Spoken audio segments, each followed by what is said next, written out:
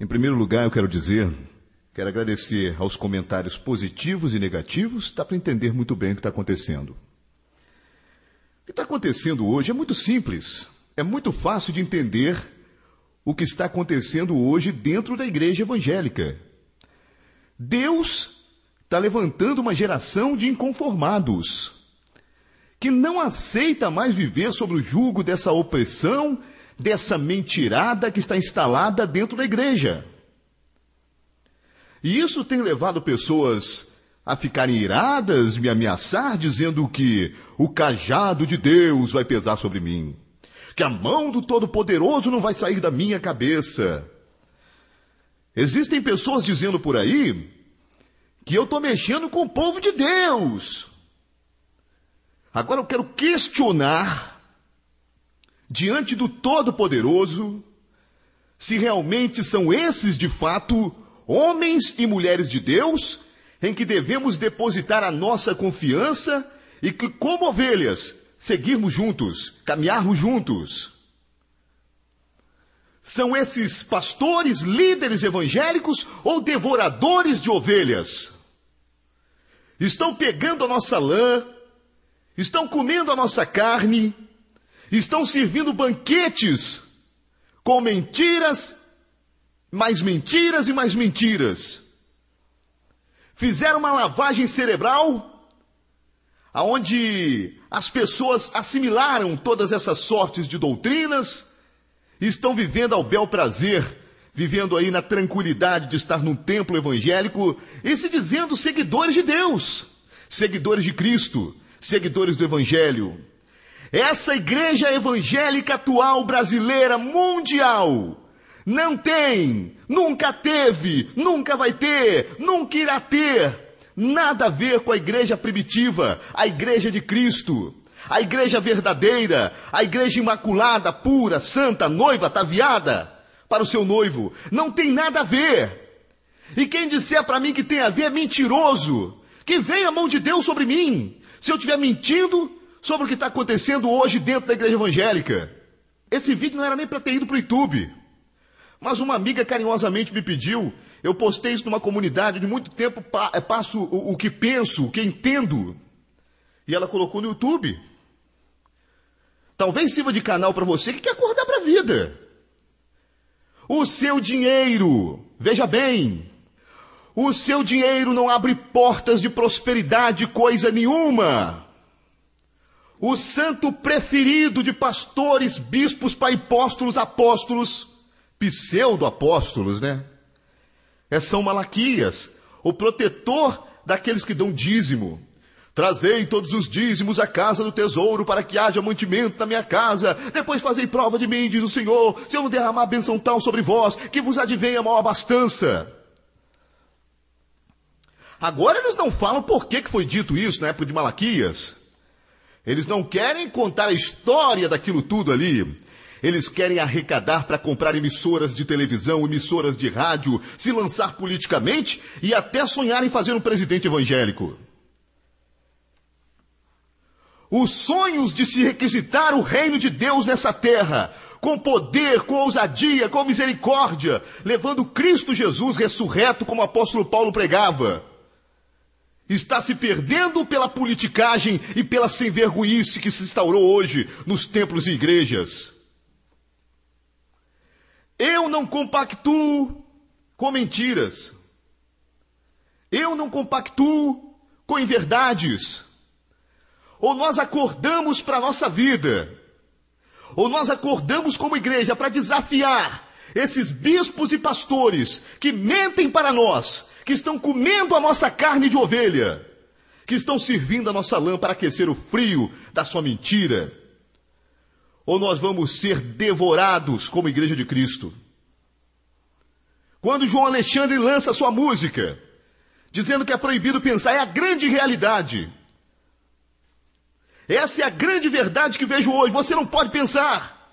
Você é excluído, você é banido, você é lançado fora, porque você pensa diferente das pessoas que estão frequentando e congregando em igrejas evangélicas no Brasil. Se você parar para pensar, você vai ver que os erros estão aí sendo apontados pelo próprio Deus e não por pessoas como eu, como João Alexandre, ou como Caio Fábio, ou como outros qualquer. Essa é a grande realidade. É o que eu tenho para dizer. Agora, as mandingas, as macumbas evangélicas, olha! Deus vai pesar a mão sobre esse rapaz, vai dar um câncer na garganta dele. Ai, que medo. Para com isso, rapaz. Eu não tenho medo de falar a verdade, doa quem doer. E a verdade é uma bola tampada na parede, ela vem para você, vem para mim também. É para nós dois. Nós que estamos aqui, você que está me ouvindo agora. Deus está levantando uma geração de inconformados com a situação da igreja no Brasil e no mundo. Se fala em mover do Espírito Santo, se fala em Rua Azusa, se fala em um monte de coisa, mas não se fala que o movimento espiritual de poder era para pregar o Evangelho. Ou você acha que em Atos dos Apóstolos, capítulo 2, está escrito ali que os apóstolos receberam o Espírito Santo para falar de cantalabárrubias? Eles recebem o Espírito Santo para quê? Para pregar o Evangelho com autoridade e para poder fazer o Evangelho expandir em toda a Ásia, em todo o mundo. Hoje nós vemos o shofar, vemos pessoas ressuscitando a lei dentro da igreja, vemos pessoas andando como leão, né, seu Maxia? Imitando os 4 bichos, não sei nem o que lá. A igreja está parecendo um jardim zoológico, onde se cada dia a gente ouve falar de novidades. É a unção do leão, é a unção do urso, é a unção da... O que é isso, meu amigo? Vamos acordar para a vida. O Evangelho é simples. O Evangelho é simples. A simplicidade do Evangelho levou a igreja, aquela pequena igreja primitiva, igreja judaica, a igreja de Jerusalém, a levar o Evangelho em toda a Ásia em tempo recorde. Sabe por quê? Não tinha invenção. Não tinha isso. E quando apareciam uns invencionistas, que naquela época tinha também, que o apóstolo Paulo falava, na Epístola aos Coríntios e outras, o que acontecia? Eles eram exortados na cara para poder mudar de atitude. Porque com o apóstolo Paulo não tinha 8 nem 80, a conversa era outra. A conversa era mais embaixo. Somos a geração dos inconformados com a situação da igreja no Brasil. Mas não vos conformeis com esse mundo, mas transformai-vos pela renovação do vosso entendimento. Mas não essa cultura que está aparecendo em nossos dias com esses livros importados, cheios de historinha da carochinha, como diz o João Alexandre, que eu li esse livro, perdi meu tempo, Caçadores de Deus, soprava o pessoal cair, era uma coisa de louco. Isso é o Evangelho que nós vemos hoje. Geração de inconformados, é isso que Deus quer com você, que você se levante para poder fazer a diferença nessa situação que estamos vivendo no Brasil. Pode vir pastor, pode vir bispo, apóstolo, fazer campanha de oração. Vamos detonar esse sujeito e pá. Eu quero ver acontecer. Porque Deus está esperando, está levantando profetas, uma nova geração de inconformados com o que se instaurou na igreja evangélica do Brasil.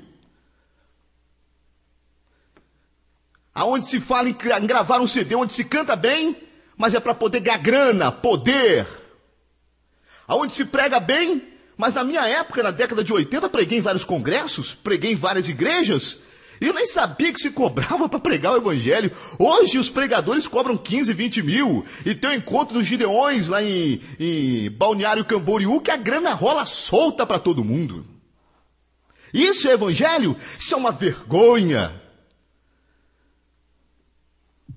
Levanta-te, ó igreja, levanta-te, povo de Deus, e acorde para o chamado da geração de inconformados que Deus está levantando no Brasil. Deus vai fazer uma revolução nesse país, mas não com essa baboseira pentequébias, mas com o poder da palavra, com a mudança do caráter do homem e com o evangelho puro e simples de Jesus, que não tinha nenhuma teologia, nenhuma filosofia, era coisa simples, era coisa do povo, E o povo entendia e se convertia a Deus. Gravei essa mensagem mais uma vez. Uma segunda mensagem, vamos dizer assim, só para deixar bem claro que não tenho medo de mandinga evangélica, nem de macumba gospel, e nem de ameaça de bispo, de pastores, de apóstolos, de apóstolos. Façam o que quiser. Ah, a mão de Deus? Tudo bem, pese a mão de Deus sobre aqueles que roubam o reino. Que venha a mão de Deus. Que venha a mão do Senhor Jesus sobre aqueles que roubam, que afanam o povo. Que venha a mão de Deus sobre aqueles que mentem sobre as doutrinas verdadeiras.